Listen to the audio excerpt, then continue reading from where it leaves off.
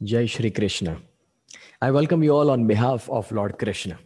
Friends, आज का हमारा ये 5वां दिन है कृष्ण कथा प्रोग्राम का, और हर दिन हम अलग अलग टॉपिक्स पर बातें करते हैं। ये जो कृष्ण कथा का प्रोग्राम है वो मंडे टू फ्राइडे सुबह 8:30 के लिए हम फेसबुक पर लाइव लेते हैं। और मुझे बहुत ही खुशी है कि हर सुबह आप सभी टाइम पर पहुंच जाते हैं इसे देखने के लिए, सुनने के लिए।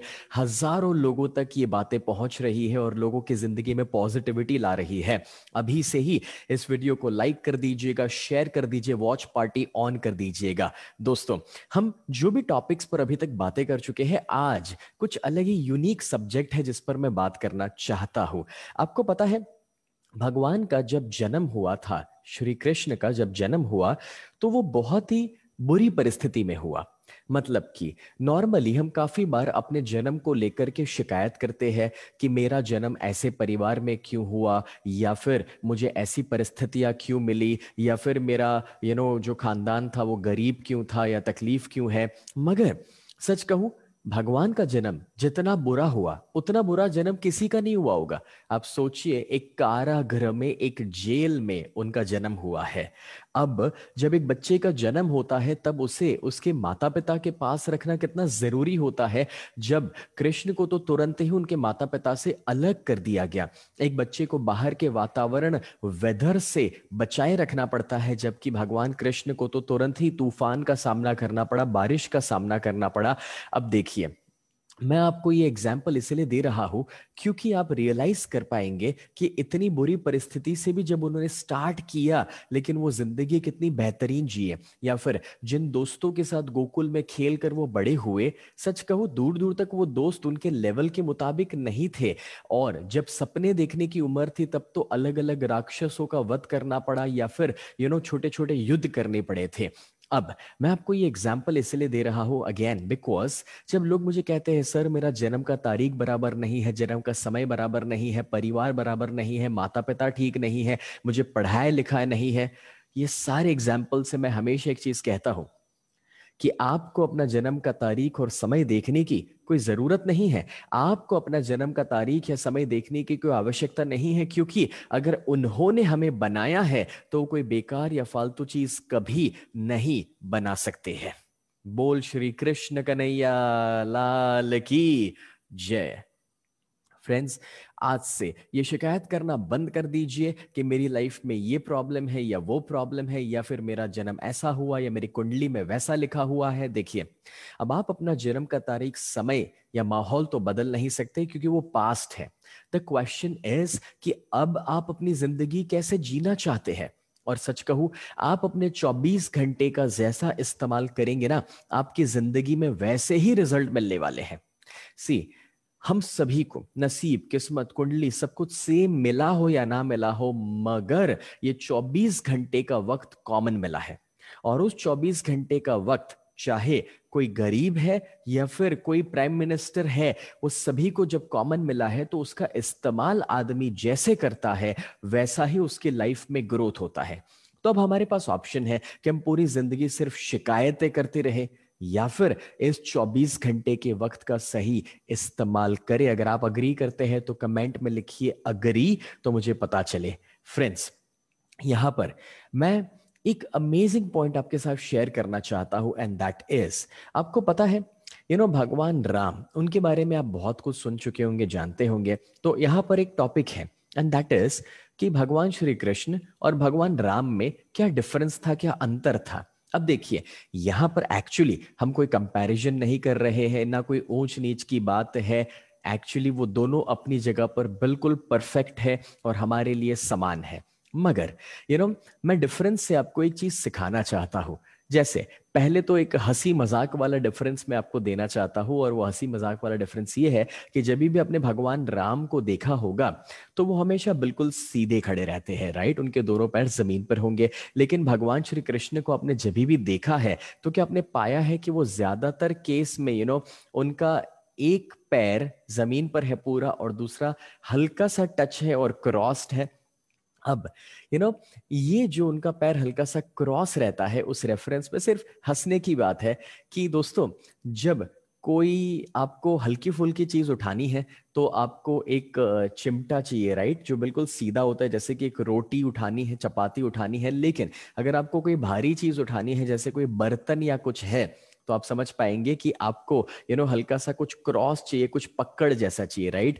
तो आप समझ सकते हैं कि कोई सीधा साधा सा काम है तो भगवान राम है, वो मर्यादा पुरुषोत्तम है। लेकिन जब वो कहता है ना कि उंगली को टेढ़ी करने की जरूरत है, तब हमें भगवान कृष्ण की जरूरत पड़ती है। बट जैसे मैंने कहा, ये सिर्फ हंसने की बात है। एक्चुअली मैं कहना ये चाह रहा हूं उस एग्जाम्पल से कि भगवान कृष्ण का वो एक पैर जो जमीन पर है और एक हल्का सा हवा में और थोड़ा सा टच्ड, एक्चुअली मेरा ये मानना है कि वो एक डांसिंग पोस्चर भी है। आपको जब डांस करना पड़ता है, तब आप देखिए, डांस जब आप करते हैं तब आपका एक पैर जमीन पर होगा और एक हल्का सा हवा में होगा। तो भगवान के अंदर, कृष्ण के अंदर तो बहुत सारी यूनिकनेस है, जिसमें से एक मेजर डिफरेंस मैं आपके सामने रखना चाहूंगा, जिसके लिए मैंने ये टॉपिक छेड़ा था कि भगवान राम और कृष्ण में क्या अंतर है। देखिए, भगवान राम ने अपने जीवन में जितनी भी लड़ाइयाँ की, वो ज्यादातर लड़ाइयाँ पर्सनल रीजन की वजह से थी। मतलब कि आप देखिए, फैमिली इन्वॉल्व था। अब अगर भगवान श्री कृष्ण की जिंदगी को याद करें ना, तो उनकी जिंदगी की ज्यादातर लड़ाइयाँ, उसमें फैमिली इन्वॉल्व नहीं था। मतलब कि उन्होंने परिवार के लिए कुछ नहीं किया, उन्होंने वो सिर्फ इसलिए किया क्योंकि वो करना जरूरी था या आवश्यक था। अब देखिए, जैसे मैंने कहा, यहां पर कोई कंपैरिजन की बात नहीं है, दोनों अपनी जगह पर बिल्कुल परफेक्ट और हमारे लिए समान है। मगर मैं इसमें से क्या समझाना चाहता हूं दोस्तों, जब मामा कंस का वध हुआ, तो वो अपने माता पिता को छुड़वाने के लिए नहीं हुआ। अगर वो ही करना था तो इतने साल राह देखने की जरूरत नहीं थी। जब वो जेल तोड़कर बाहर निकले थे जन्म के साथ, तब वो चाहते तो अपने माता पिता को साथ लेकर चलते। या फिर जब ये महाभारत का, कुरुक्षेत्र का बड़ा युद्ध हुआ, तो वो पांडवों के सपोर्ट के लिए पहुंच गए। लेकिन ज्यादातर केस में कृष्ण की लड़ाई समाज के लिए थी, धर्म के लिए थी, सत्य के लिए थी। तो मैं हमेशा लोगों को सिखाना पसंद करता हूं कि आप मंडे टू सैटरडे, आप पूरा एक हफ्ता भगवान राम की तरह जिए। मतलब कि अपने लिए, परिवार के लिए फोकस कीजिए, और अपने लिए और परिवार के लिए जो मेहनत करनी है, जो कमा कर लेकर आना है, वो सब कुछ कीजिए। मगर हफ्ते का कोई एक दिन या कुछ घंटे का वक्त भगवान कृष्ण की तरह आप जिए। मतलब कि जिसमें अपना स्वार्थ इन्वॉल्व ना हो, जिसमें सिर्फ लोगों का भला हो, जिसमें आप धर्म के लिए, सत्य के लिए, समाज के लिए लड़े। अब आपको पता है समाज में आज कितनी सारी लड़ाइयां चल रही है।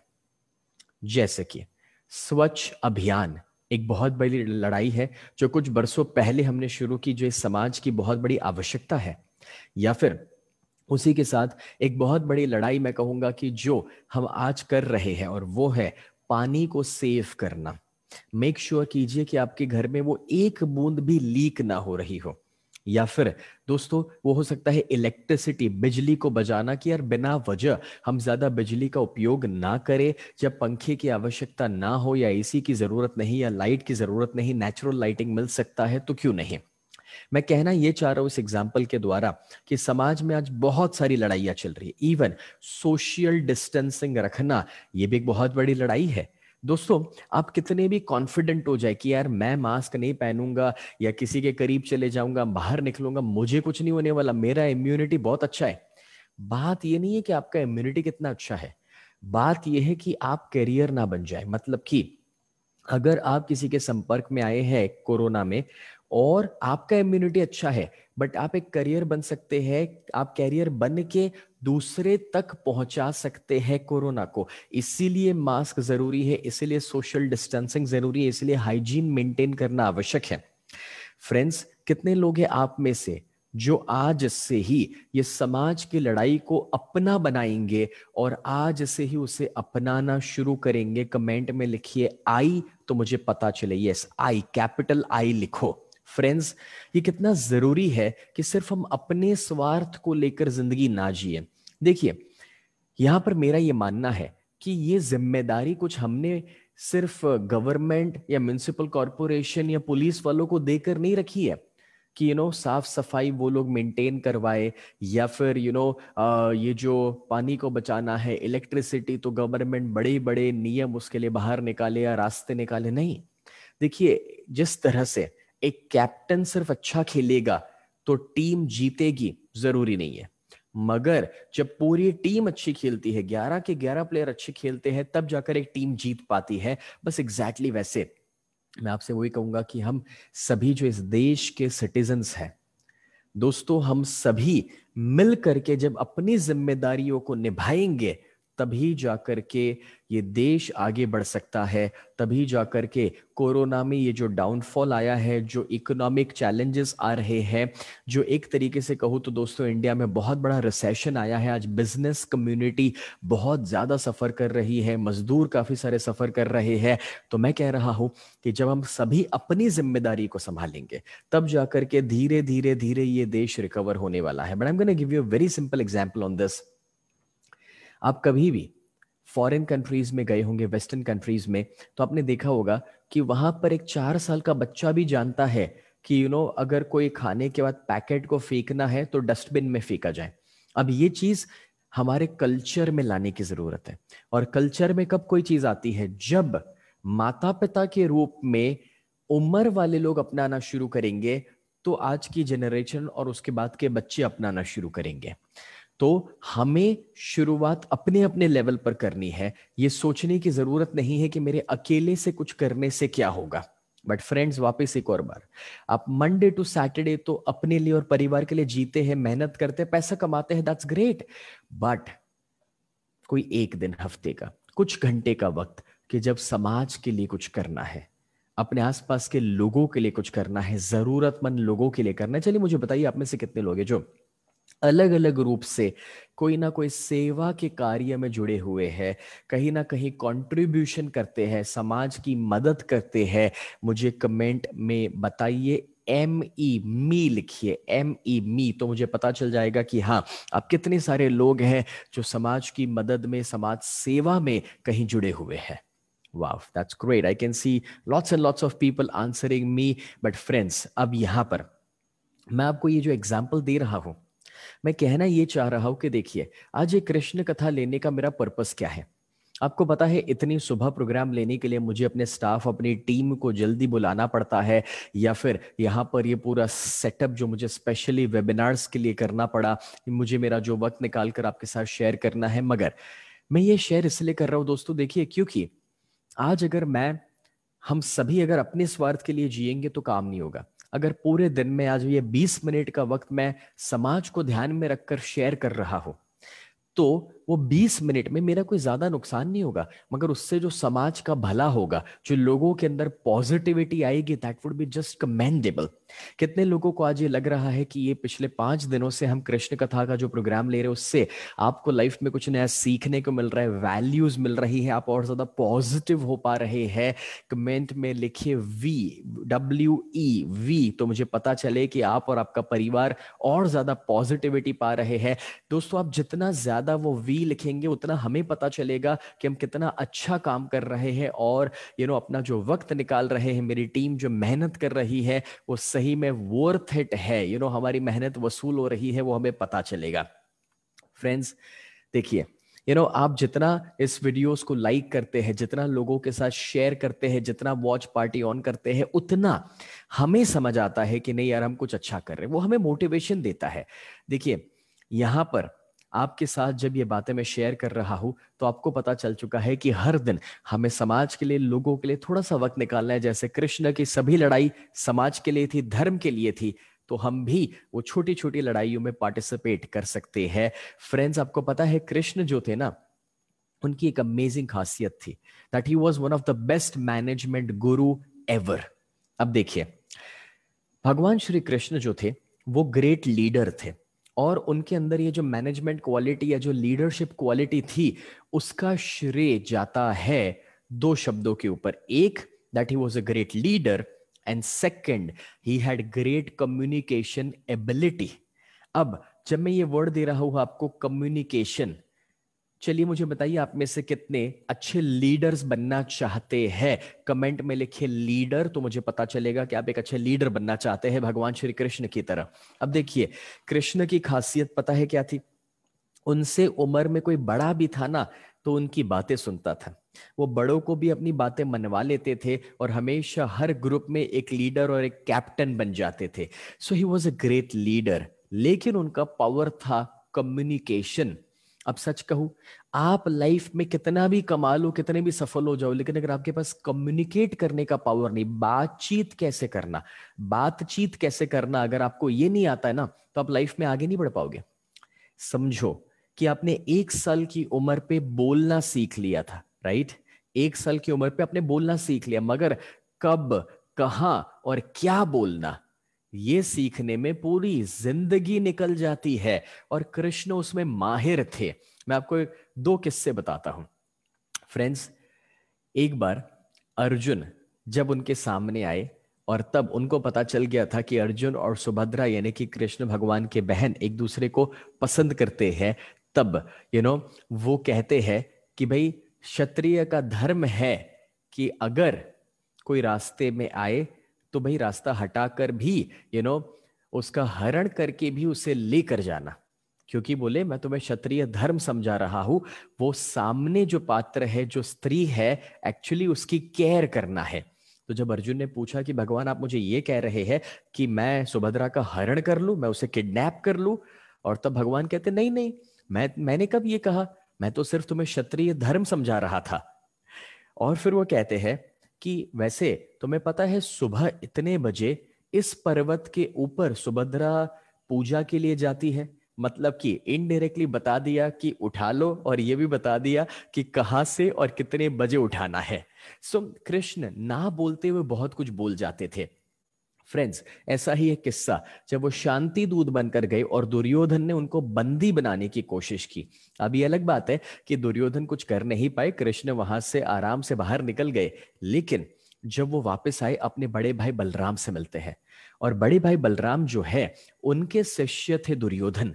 तो बलराम गुरु के रूप में दुर्योधन को काफी पसंद करते थे, और कृष्ण नहीं चाहते थे कि बलराम जब युद्ध हो तब कौरवों की ओर चले जाए। क्योंकि उसमें 2 नुकसान है। एक, अगर बलराम जी सामने चले गए तो वो अधर्म के साइड होंगे, और धर्म को जिताने के उनको रास्ते से हटाना पड़ेगा। और दूसरा, बलराम जी जब कृष्ण को बहुत अच्छे से जानते थे, काफी सारे युद्ध उन्होंने मिलकर किए थे, तो बलराम जी कृष्ण की सारी स्ट्रैटेजीज को जानते थे, और इसलिए कृष्ण नहीं चाहते थे कि बलराम सामने चले जाए। तो कृष्ण ने क्या किया, जब वो शांति दूत बन के गए थे और दुर्योधन ने बंदी बनाने की कोशिश की, तो अपने बड़े भाई के पास वापस आकर वो कहते हैं, जैसे वो छोटा बच्चा बड़े भाई को आकर शिकायत करता है ना कि स्कूल में ऐसा हो गया मेरे साथ भैया, ऐसी शिकायत करने लगे कि भैया आपको पता है, आपके प्रिय दुर्योधन ने मुझे बंदी बनाने की कोशिश की, कारागृह में डालने की बातें की। और अगर आपको मेरी बातों पर यकीन ना हो तो आप पितामह को पूछ कर देखिए, वो भी वहीं पर थे। अब ये सुनकर के बलराम कहते हैं, अरे, दुर्योधन ने मेरे भाई के साथ इतना बुरा किया, अब तो अगर वो मेरा साथ मांगने को आएगा तो मैं उसे साथ कभी नहीं दूंगा। अगर ये युद्ध होगा तो मैं हिमालय चले जाऊंगा। और कृष्ण कहते हैं कि भैया, मैं तो अनुज हूं, मैं तो छोटा हूं, तो आप जो ठीक समझे वो ही कीजिए। तो एक तरीके से कृष्ण ने अपना काम करवा लिया। मैं कहना ये चाह रहा हूं कि कम्युनिकेशन में वो इतने माहिर थे दोस्तों, कि वो सामने वाले से जो चाहते थे वो काम निकलवा सकते थे। अब देखिए, आज की लाइफ में एक अच्छा लीडर बनने के लिए कम्युनिकेशन का पावर आपके पास होना चाहिए। आप जो भाषा समझते हैं, उस भाषा में आप सामने वाले को समझाएंगे, वो नहीं समझेगा। मगर सामने वाला जो भाषा समझता है, आप उस भाषा में समझाइए, वो तुरंत ही समझ जाएगा। तो फ्रेंड्स, कम्युनिकेशन अगर आपने जान लिया ना, तो आपका सेल्स का पावर भी मल्टीप्लाई हो जाएगा। क्योंकि एक बात पक्की है, अगर आप कोई चीज बेच ना सके, एग्जाम्पल एक इंटरव्यू देना मतलब अपनी एबिलिटी और टैलेंट को बेचना, कहीं नौकरी में कोई प्रोडक्ट सर्विस को बेचना, कोई बिजनेस में अपनी प्रोडक्ट को, अच्छी प्रोडक्ट है लेकिन अगर आपको बेचना नहीं आता है, दुनिया को बताना नहीं आता है, तो आप आगे नहीं बढ़ पाओगे। तो ये कम्युनिकेशन का पावर आपको सीखने की जरूरत है, सेल्स सीखने की जरूरत है। देखिए, आज कोविड में, लॉकडाउन में काफी सारे बिजनेसेस सफर हुए। मैं सच कहूं दोस्तों, हर एक बिजनेस अगर रेवेन्यू जनरेट करना जानता हो, सेल्स करना जानता हो, तो मुझे पता है कि कभी डाउनफॉल आ ही नहीं सकता है। और इसीलिए हमारा एक अमेजिंग वर्कशॉप कल और परसों सैटरडे संडे को ऑनलाइन आया हुआ है, जो आप घर बैठे बैठे अटेंड कर सकते हैं। कि अगर आप खुद का बिजनेस शुरू करना चाहते हो, या ऑलरेडी अगर आप बिजनेस में हैं तो अपने बिजनेस को अगर ग्रो करना चाहते हो, तो as a business coach and as an entrepreneur हम 3 अलग अलग गुरु मिल करके ये प्रोग्राम लेते हैं, जो आप जूम के प्लेटफॉर्म से छोटी सी फीस पे करके अटेंड कर सकते हैं। क्योंकि ये प्रोग्राम जब हम लाइव लेते थे, जिसका नाम है बिजनेस मास्टर, तो उसका 9,000 रुपए का कभी फीस हुआ करता था, मगर ऑनलाइन की वजह से बहुत ही कम टोकन चार्ज के ऊपर वो प्रोग्राम हम आपके पास रख पाएंगे, और वो आप स्क्रीन पर देख सकते हैं। फ्रेंड्स, इसका टाइमिंग है शाम को 4 से 8, सैटरडे संडे 4 4 घंटे 8 घंटे का प्रोग्राम।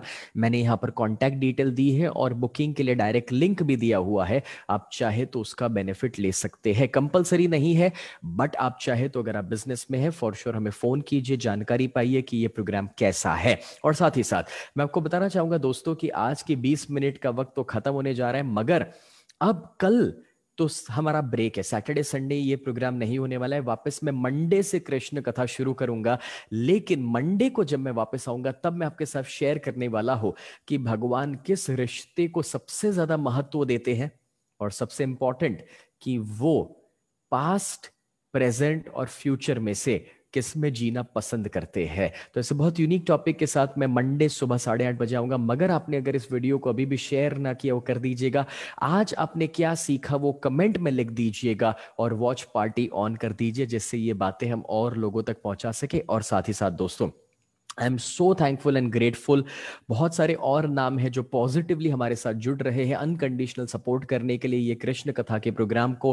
केस पकोड़ी श्री जी, हनी Rotary Club of Jalgaon West तो थई था, उसी के साथ Shri Gurjar Sutar Vishwakarma Baug Mumbai, Lions Club Jalgaon Central, Shri Mahesh Navyuvak Mandal Ichalkaranji, उसी के साथ श्री गुर्जर सुतार ज्ञाति राजकोट, रंका ज्वेलर पुणे, राधे राधे चंद्रपुर से है, वीटीपी ग्रुप है, गार्गी क्रिएशन कोलकाता से, भगीरथ बिल्डर्स एंड प्रमोटर्स, वाह कितने सारे नाम, इंडिया के अलग अलग कोनों से हमें सपोर्ट मिल रहा है। आप भी हमें सपोर्ट करने के लिए कांटेक्ट कर सकते हैं। I am so grateful and thankful to all this wonderful people जो निस्वार्थ भाव से लोगों तक की अच्छी बातें पहुंचाने के लिए हमें सपोर्ट कर रहे हैं।